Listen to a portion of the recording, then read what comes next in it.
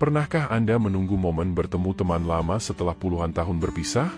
Bayangan indah sudah tersimpan di kepala, pelukan hangat, tawa lepas, dan cerita-cerita lama yang kembali hidup. Anda membayangkan suasananya seperti film, penuh nostalgia dan rasa bahagia. Namun, pernahkah Anda membayangkan apa yang terjadi jika momen itu justru membuat hati Anda terasa sepi, bahkan lebih kesepian daripada sebelum bertemu? Fenomena ini nyata.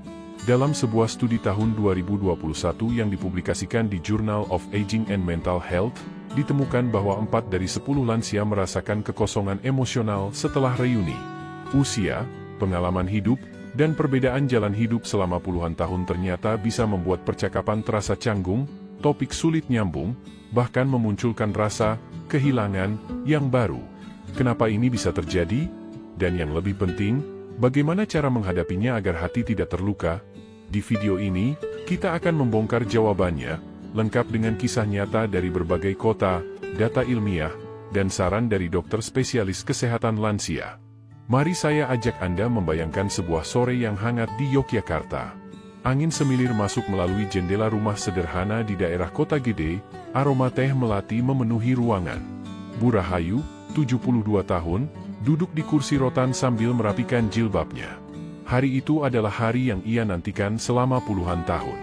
Setelah 35 tahun berpisah, ia akan bertemu kembali dengan Ratna, sahabat dekatnya saat SMA.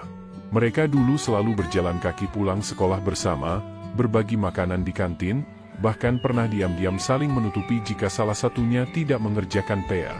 Persahabatan itu begitu melekat di hati Bu Rahayu, sampai-sampai ia sering membayangkan momen reuni ini seperti di film, penuh tawa, pelukan hangat, dan cerita nostalgia yang tiada habisnya. Namun, kenyataan seringkali punya skenario sendiri. Saat mereka bertemu di sebuah kafe kecil di Malioboro, suasana awal memang penuh senyum. Mereka saling memuji penampilan, bertanya kabar anak cucu, dan mengingat sedikit kenangan lama. Tapi, dalam 20 menit, obrolan mulai terasa canggung. Ratna bercerita panjang lebar tentang anaknya yang sukses di luar negeri, liburan ke Eropa, dan hobi barunya memotret alam. Bu Rahayu tersenyum, tetapi hatinya terasa mengecil. Ia tak punya banyak hal prestisius untuk dibagikan, apalagi sejak suaminya meninggal 7 tahun lalu, hidupnya lebih sederhana, mengurus kebun kecil, memasak makanan rumahan, dan kadang menjahit untuk tetangga. Saat Ratna bercerita tentang pendapatan pensiun yang cukup untuk hidup mewah, Bu Rahayu mulai merasa jarak yang dulu tak ada kini melebar. Fenomena ini bukan sekadar perasaan pribadi. Data dari American Psychological Association menyebutkan bahwa perbedaan besar dalam pengalaman hidup dan status sosial setelah bertahun-tahun berpisah dapat memicu perasaan keterasingan meski kita pernah akrab. Studi yang dilakukan pada 2019 terhadap 1.200 lansia di 4 negara menemukan bahwa 72% responden merasa kecewa setelah reuni dengan teman lama karena ekspektasi mereka tidak terpenuhi. Faktor penyebabnya meliputi perbedaan gaya hidup, perubahan nilai, masalah kesehatan, bahkan perubahan cara pandang hidup setelah mengalami peristiwa besar seperti pensiun, kehilangan pasangan, atau pindah kota. Kita juga perlu memahami bahwa seiring bertambahnya usia, otak kita mengalami perubahan dalam memproses informasi sosial.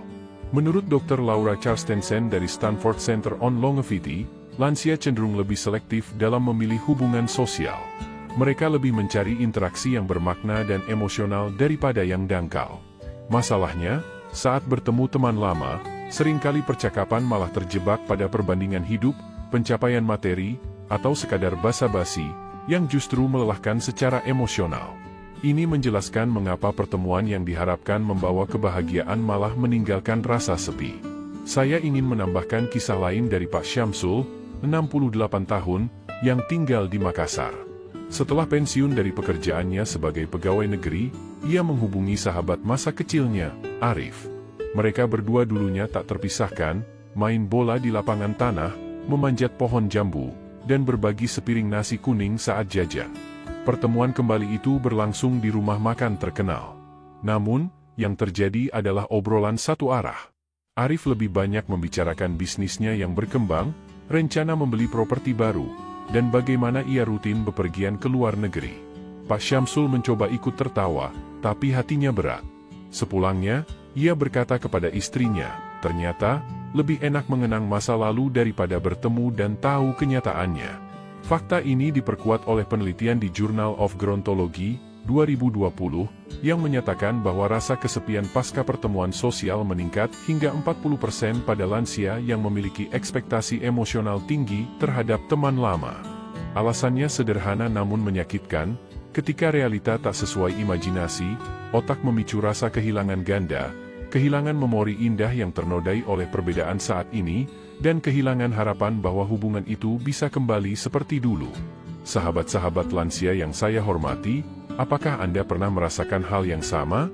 Anda datang ke reuni dengan hati berdebar, membawa cerita, tapi pulang dengan hati yang kosong.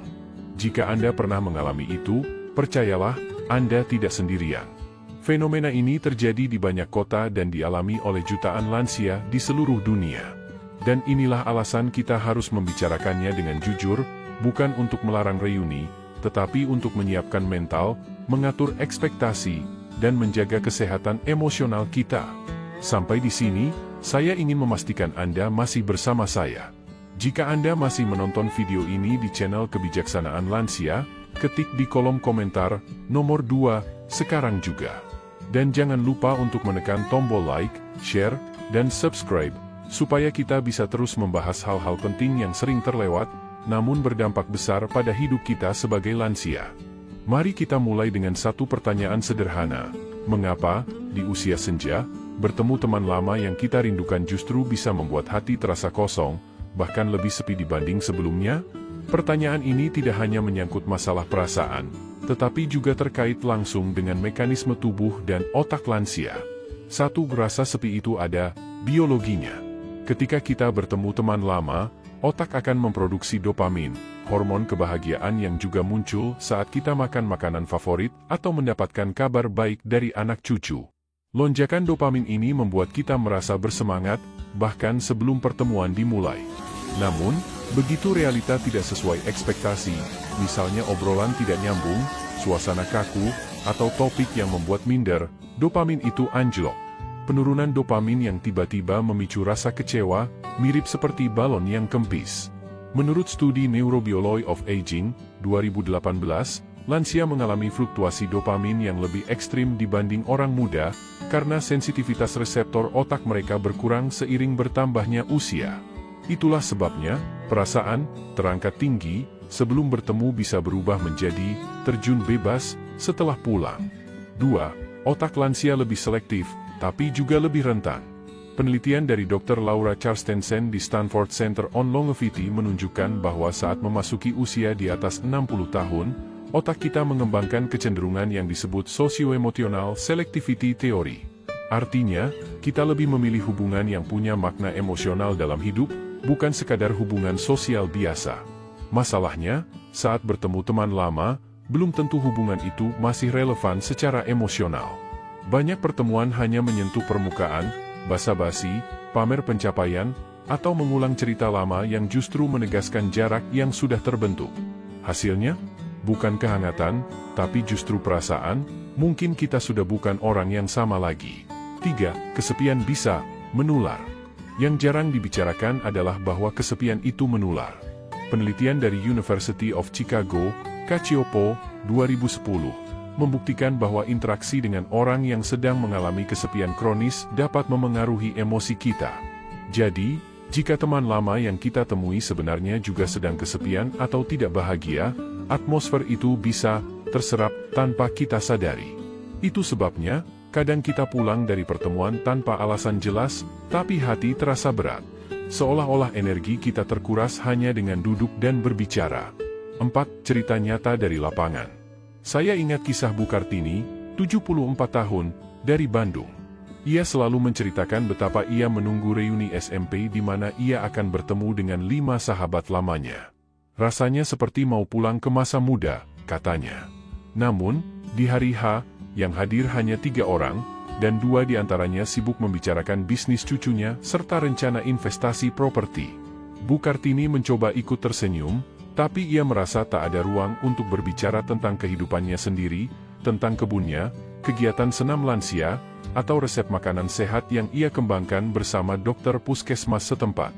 Pulang ke rumah, ia malah duduk termenung di teras, memandangi hujan sambil berpikir, apakah persahabatan kami hanya hidup di ingatan, tapi mati di kenyataan?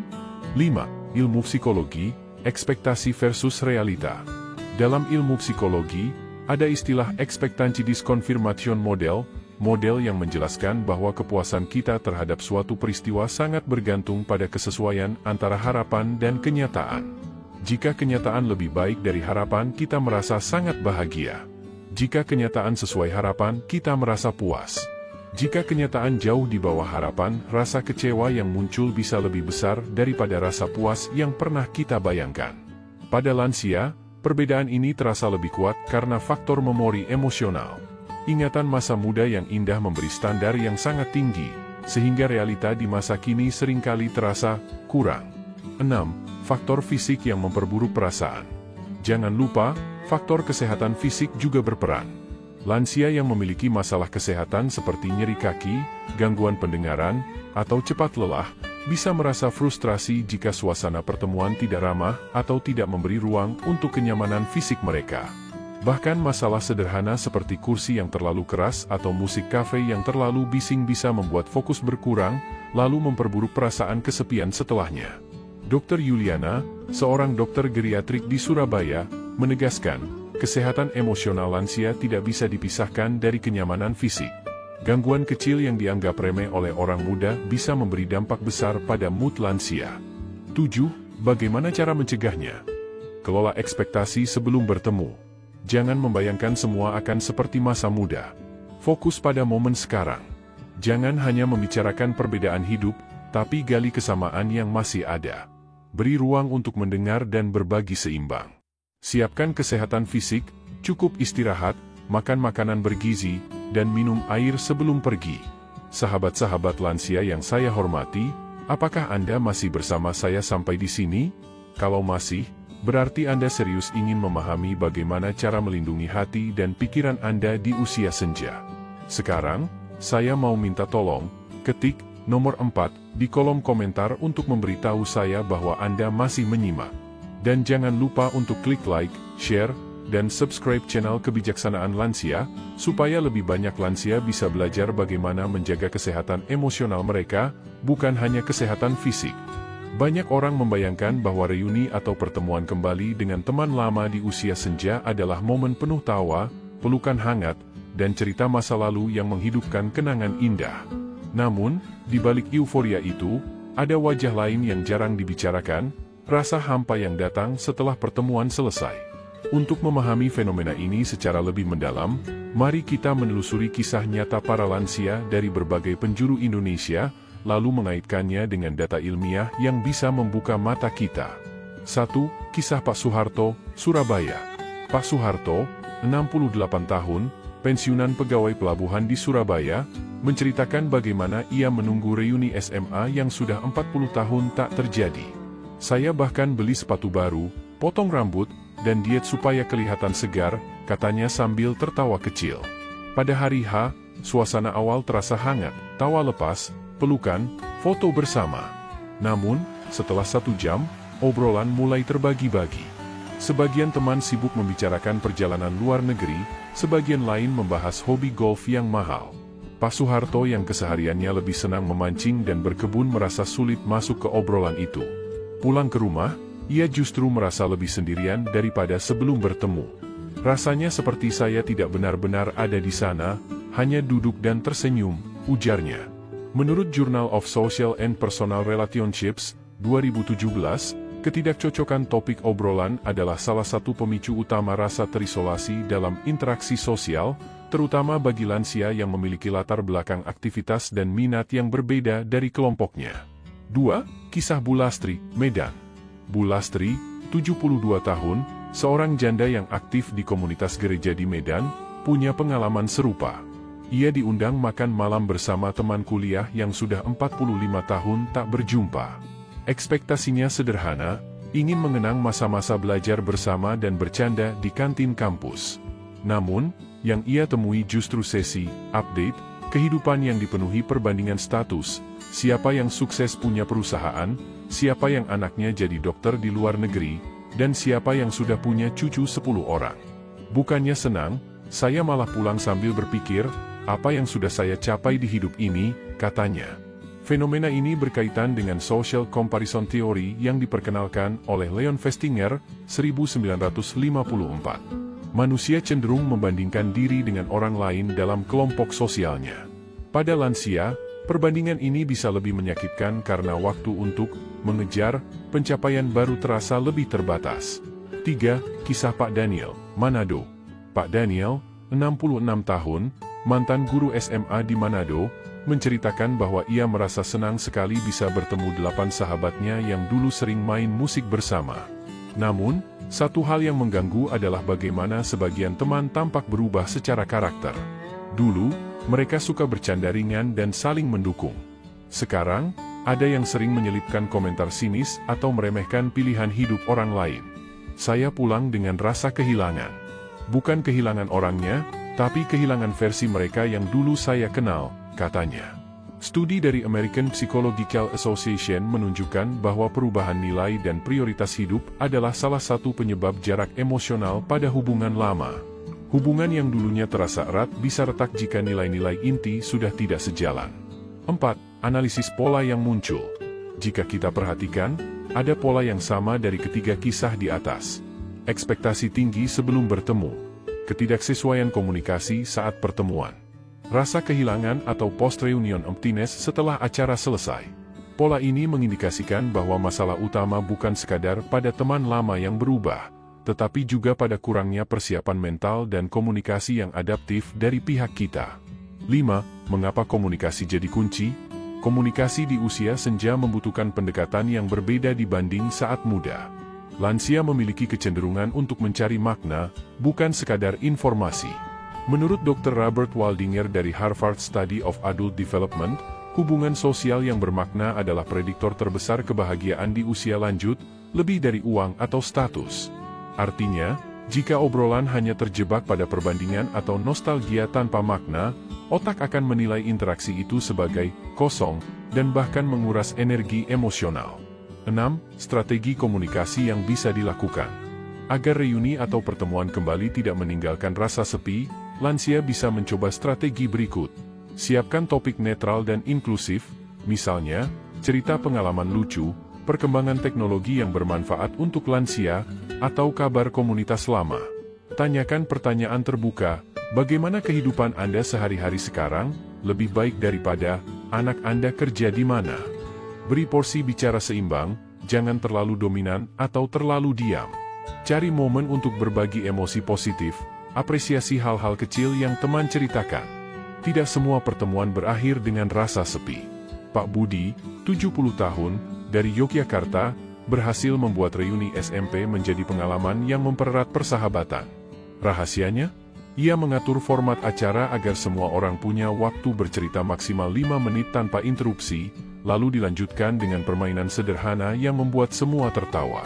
Saya ingin kita pulang dengan hati ringan, katanya. Hasilnya, semua peserta merasa didengar, dan reuni itu justru memicu pertemuan rutin setiap 3 bulan sekali. Bertemu teman lama tanpa persiapan mental ibarat masuk ke arena pertandingan tanpa latihan. Kita harus siap menerima kenyataan bahwa orang bisa berubah, dan itu wajar. Tidak semua hubungan lama bisa kembali hangat. Ada kemungkinan kita dan mereka kini punya kehidupan yang sepenuhnya berbeda. Dengan menerima kenyataan ini, kita mengurangi risiko kecewa berlebihan. Faktor fisik seperti kelelahan, nyeri kaki, atau dehidrasi juga bisa memperburuk suasana hati saat reuni.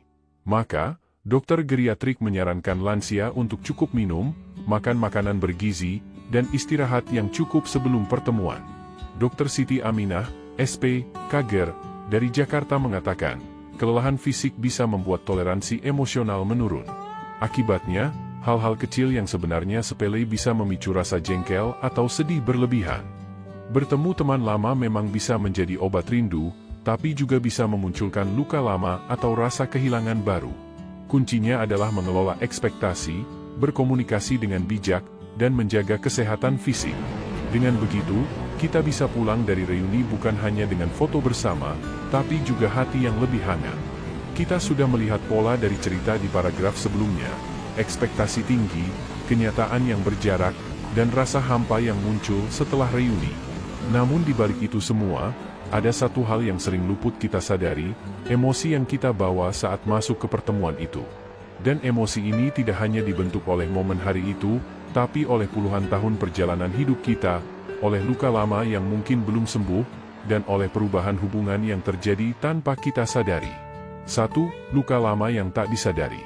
Mari saya ceritakan kisah Bu Nurhayati, 69 tahun, dari Makassar. Dulu, ia dan sahabatnya, Ibu Sri, selalu duduk sebangku di SMA. Mereka janji akan saling menjaga persahabatan sampai tua. Namun, setelah lulus, jalan hidup memisahkan mereka. Bu Sri merantau ke Jakarta, sementara Bu Nurhayati menikah muda dan fokus membesarkan anak. 45 tahun kemudian, mereka bertemu di sebuah acara reuni. Awalnya, Bu Nurhayati sangat gembira, tapi begitu berbicara, ia merasakan jarak yang begitu lebar. Sahabat yang dulu ia kenal hangat dan rendah hati, kini tampak sibuk menunjukkan foto-foto liburan ke Eropa. Bu Nurhayati merasa tidak nyambung. Ia pulang dengan hati berat. Saya baru sadar, saya bukan merindukan Bu Sri yang sekarang, tapi Bu Sri yang dulu, ujarnya. Menurut penelitian Journal of Aging Studies, 2019, pertemuan kembali dengan figur masa lalu dapat memicu rekoleksi memori selektif, di mana otak lebih mengingat versi ideal seseorang di masa lalu dibandingkan kenyataan saat ini. Inilah yang membuat perbedaan perilaku terasa lebih mengejutkan dan menyakitkan.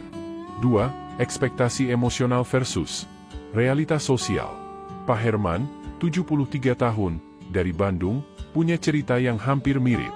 Ia membayangkan reuni akan jadi tempat, mirekargi, kebahagiaan. Namun, ketika ia duduk di meja, sebagian besar teman tampak sibuk dengan ponsel, saling membicarakan bisnis, atau membandingkan cucu. Yang membuatnya lebih sedih, hanya sedikit yang menanyakan kabarnya. Saya merasa seperti figuran di film orang lain, katanya lirih. Expectionis Confirmation Theory, Oliver, 1980, menjelaskan bahwa kesenjangan antara ekspektasi dan kenyataan menjadi pemicu utama kekecewaan emosional. Semakin tinggi ekspektasi, semakin besar risiko rasa kecewa. 3. Mengapa lansia lebih rentan? Beberapa dari Anda mungkin bertanya, kenapa hal ini begitu mempengaruhi perasaan lansia? Jawabannya ada pada dua hal, persepsi waktu yang tersisa dan makna hubungan.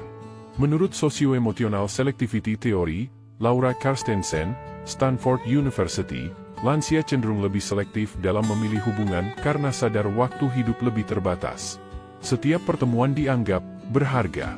Saat hasil pertemuan tidak memenuhi harapan, rasanya seperti kehilangan kesempatan yang tak bisa diulang. 4. Mengubah cara pandang sebelum bertemu.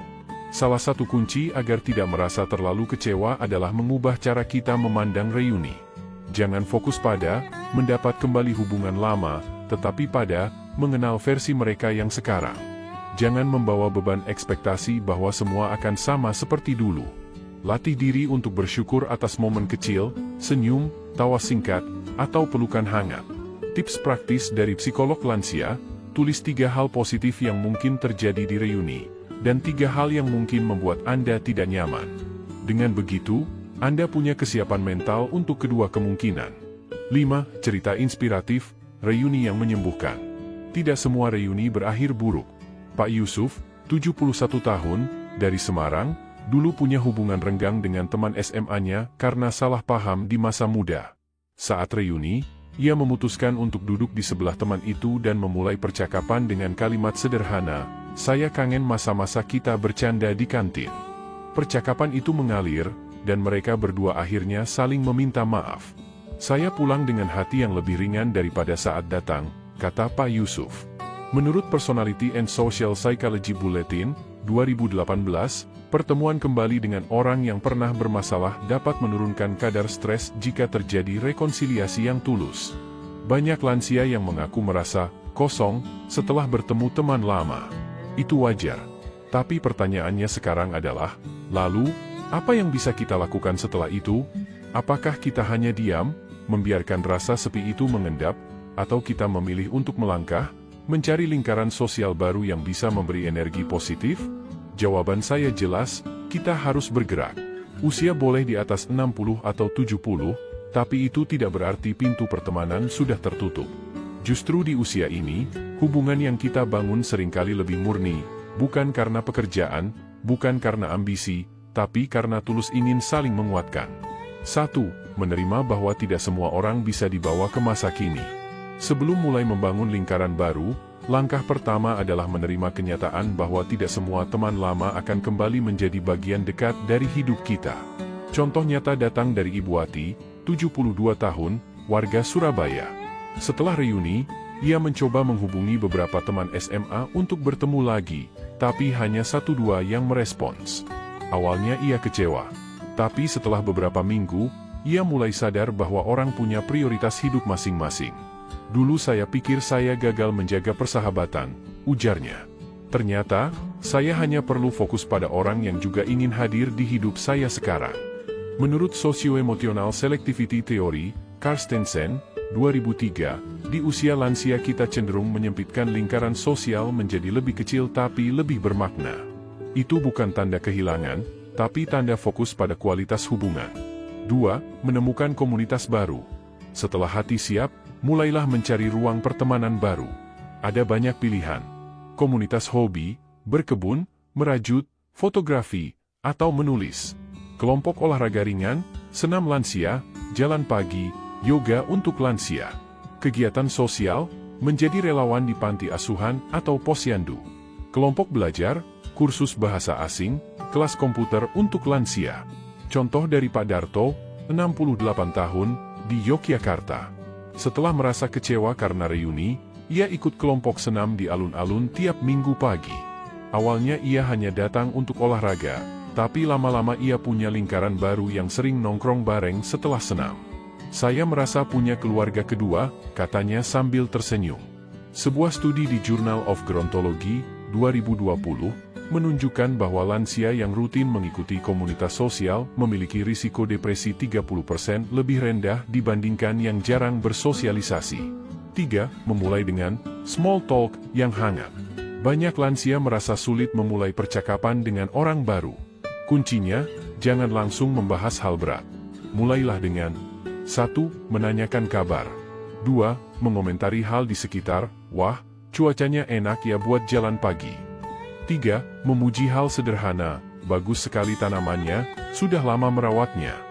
Cerita nyata, Bu Rukiah, 70 tahun, dari Medan, mengaku dulu sangat pendiam. Tapi setelah latihan, small talk, di komunitas literasi, ia mulai terbiasa berbincang dengan orang baru.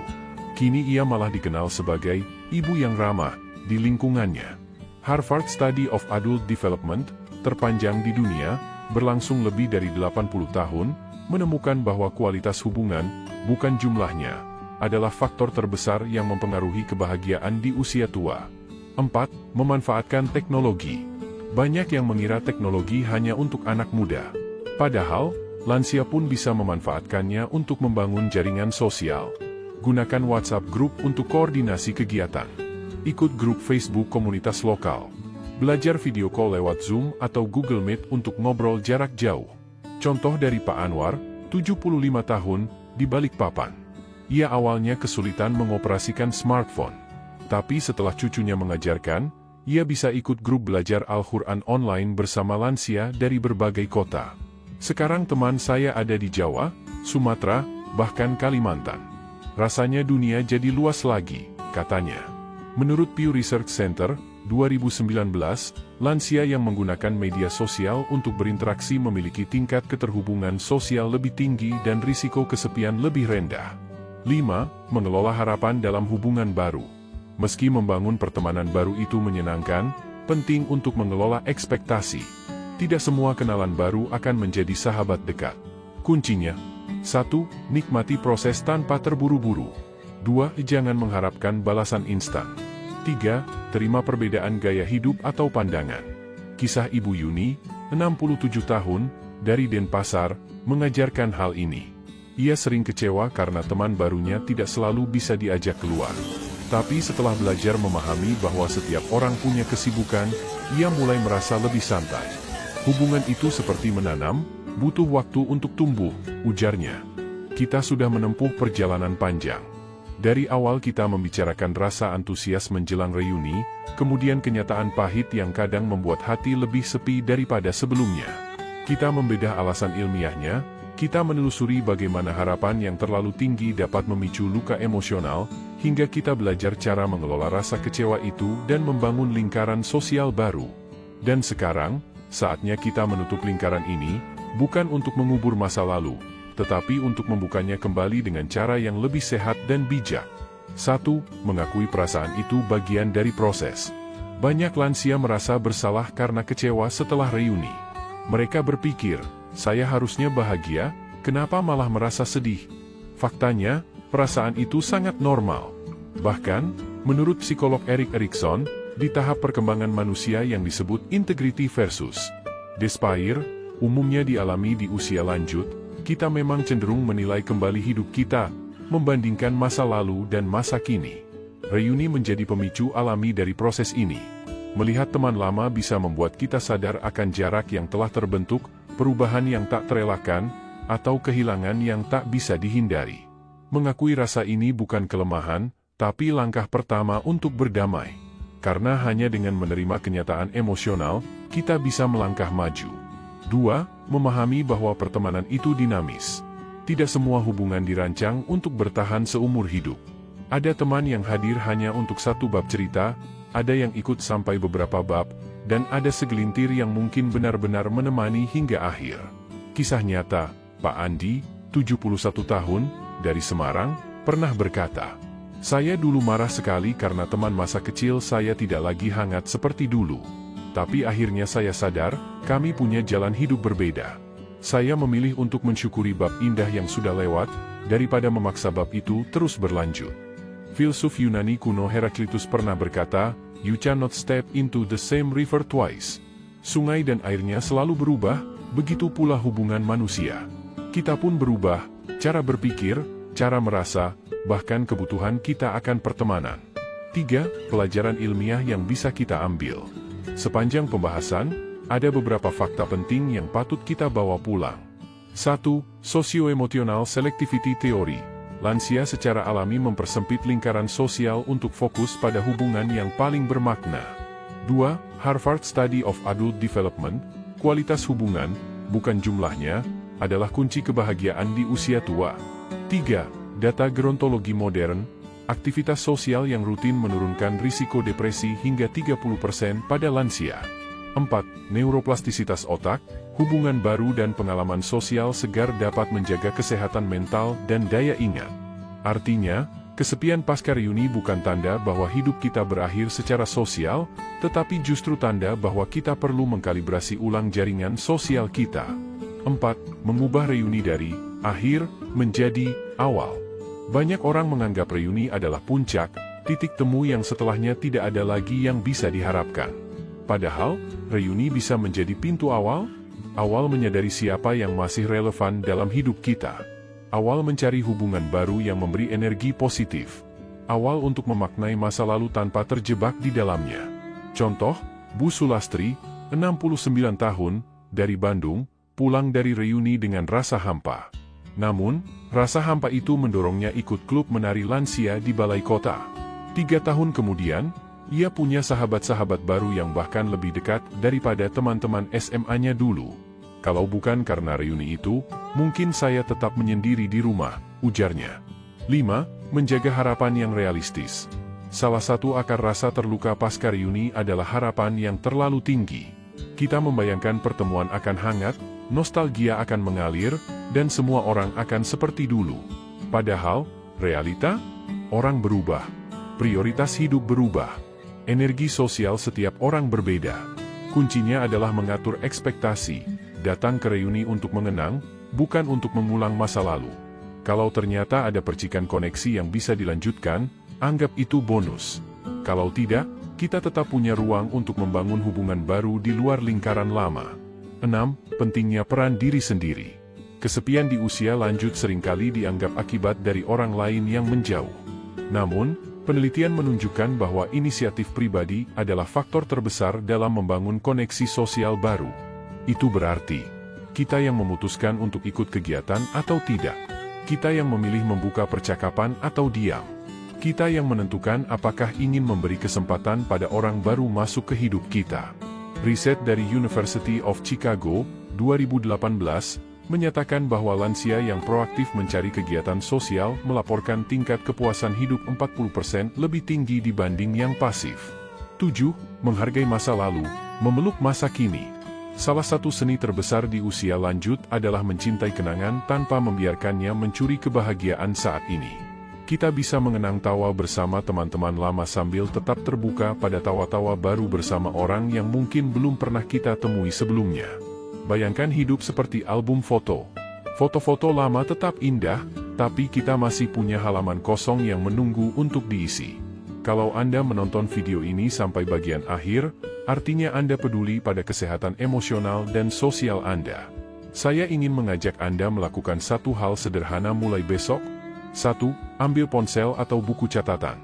2. Tulis satu nama orang baru yang ingin Anda ajak bicara minggu ini. 3. Kirim pesan atau sapa dia ketika bertemu. Langkah kecil ini mungkin terasa sepele, tapi seperti kata pepatah Cina kuno, perjalanan 1000 mil dimulai dengan satu langkah. Hidup di usia senja sering dianalogikan seperti matahari sore, cahayanya lembut, hangat, dan indah. Tapi cahaya itu hanya terlihat kalau kita mau membuka jendela. Reuni hanyalah satu jendela kecil. Jika pemandangannya tidak seindah yang kita bayangkan, itu bukan berarti matahari sudah tenggelam. Kita hanya perlu mencari jendela lain yang menghadap ke arah yang lebih indah. Karena pada akhirnya, kebahagiaan di usia lanjut bukan tentang berapa banyak orang yang kita kenal di masa lalu, tapi berapa banyak hati yang kita sentuh di masa kini. Kalau Anda setuju dengan pesan ini, saya ingin mengajak Anda menulis di komentar. Saya siap membuka jendela baru dalam hidup saya. Dan jangan lupa, tekan like dan subscribe supaya kita bisa terus berbagi cerita, ilmu, dan inspirasi yang membuat hidup di usia senja menjadi lebih hangat dan bermakna. Terima kasih sudah menonton video ini sampai selesai dan sampai jumpa di video berikutnya.